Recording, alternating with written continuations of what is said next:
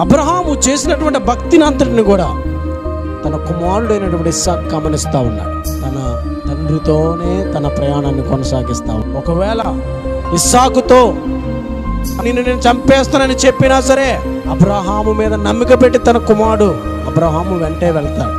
ఎందుకో తెలుసా? అబ్రహాము నడుస్తున్న ఆ నీతి మార్గమును తన కుమారుడైనటువంటి ఇస్సాకు గమనిస్తూ ఉన్నాడు గనక. ఈరోజు నీ పిల్లల ఎదుట నీ ప్రవర్తన ఎలాగుంది? ఈరోజు చాలా మంది, అనేక మంది ఏం చేస్తారో తెలుసండి? పిల్లలే మా రోల్ మోడల్ అతనండి, ఫేవరెట్ హీరో అతనండి, నేను అతన్ని అనుసరిస్తానండి, ఇతన్ని అనుసరిస్తానండి. మన ప్రవర్తన ఎలా ఉండాలనంటే వారిని ఇంప్రెస్ చేసే విధంగా ఉండాలి.